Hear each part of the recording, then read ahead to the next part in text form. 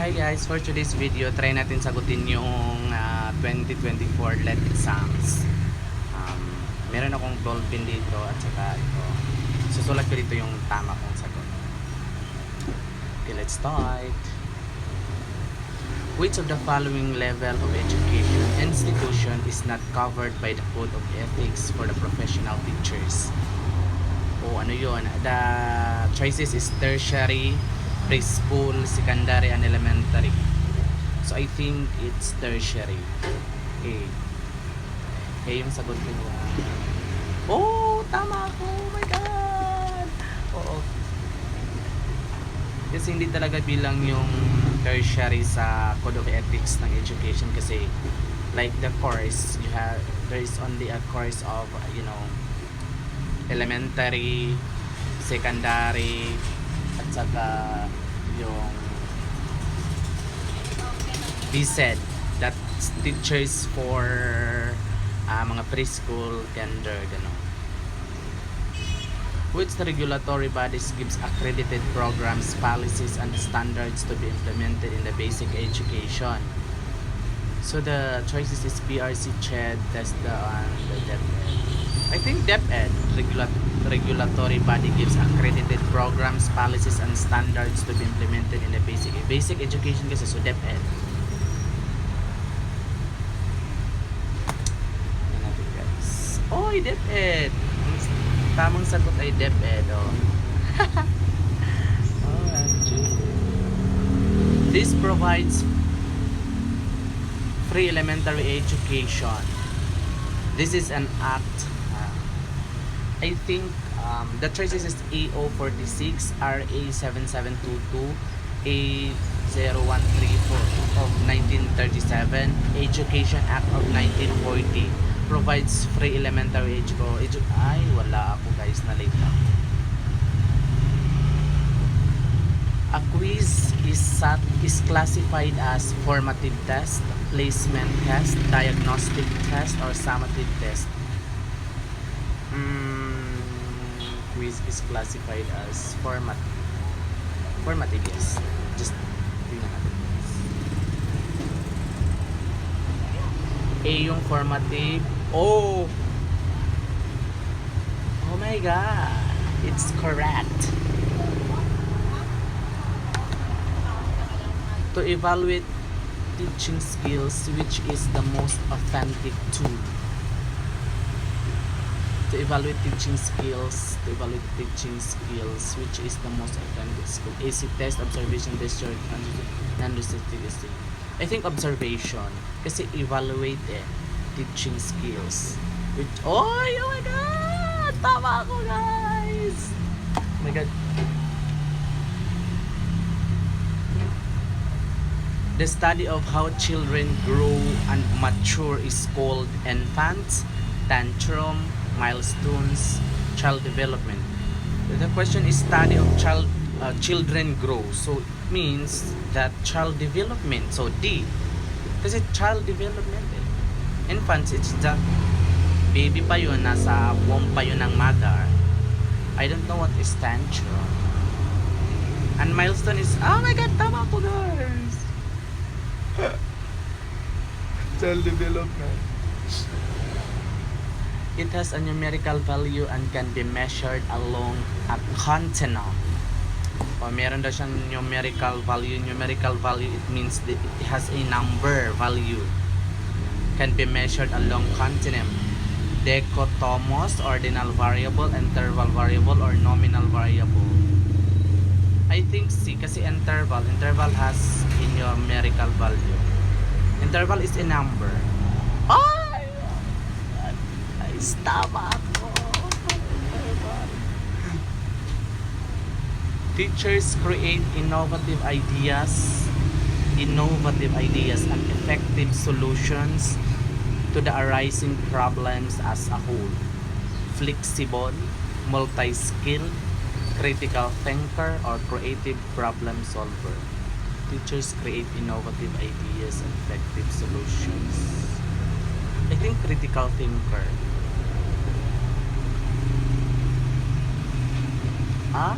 Creative problem solver. Mali ako dyan, guys. This comprises flexibility, initiative, social skills, and productivity and leadership. This comprises flexibility, initiative, social skills, productivity, and leadership. Life skills, media skills, literacy skills, learning skills. Flexibility, initiative, or social skills. I think media skills. Life skills, guys. Mali na naman ako. Chi. It teaches students to apply the lessons they learn to solve real-life problems. Critical framing, overt instruction, situated practice, transform action. It teaches students to apply the lessons they learn to solve real life. So it teaches transform action, I think. It's D.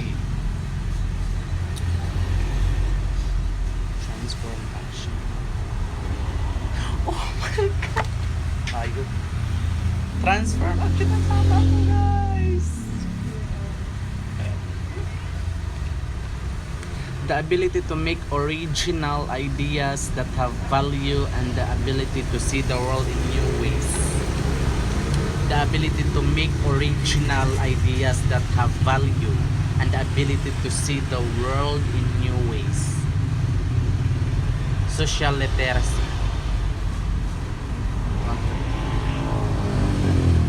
Ay, creative literacy. Ay, tama! Absent, guys. Na-absent siya. Ha. Creative, yes. The best feature of Taylor's rational is rational. The best features of Taylor's is planning, phrase, identifying the purpose, evaluating the experiences, organizing the experiences. Evaluating experiences. I think organizing the identifying the purpose. Okay. Kalina naman, guys. What enables the learner to fully contribute to a peaceful and a just society based on the learning to do pillar? What enables the learner to fully contribute to a peaceful and just society based on the... I think values. Yung choice is skills, values, insights, or knowledge. I think values. Kasi if you have a values, if you are good enough, then the society will become a, you know, yes, tama! Oh my God, values, tama, okay, guys. Which of the following learning activities is an example of experiential learning? Hindi ko, nabulol ako eh. Which of the following learning activities is an example of experiential learning? O experiential lecture, field trip, concept map, or research project? I think field trip kasi field trip! I'm so happy. Vygotsky theory of learning is best known as behaviorism approach, structuralist approach, social structivist approach, or informative processing approach. Vygotsky theory of learning is best known as social constructivist approach. Ay, ata. Social constructivist approach. Vygotsky learn. Oh my God! Guys, guys.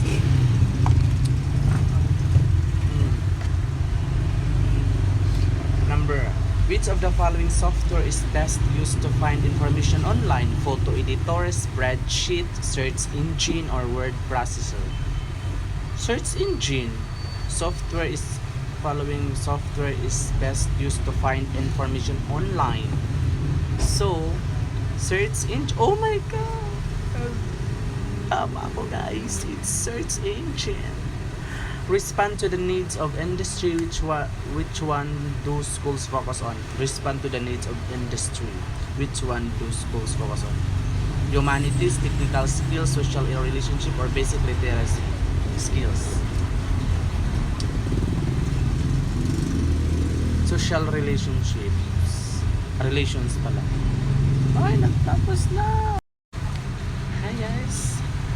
Okay, I got out of 15. Wala tong ano kasi I was so excited. Out of 15, I got 11 correct. So, paano na yan guys? Pwede na ba akong mag-exams kahit hindi pa ako graduate? Char. Please subscribe po sa aking YouTube channel, Sarwin Wiley na po. And follow to my TikTok account. I love Sarwin. My Facebook account din guys. Sarwin, that's S space AR space win. And my Instagram, I love Sarwin. And my Instagram and TikTok will have the same account.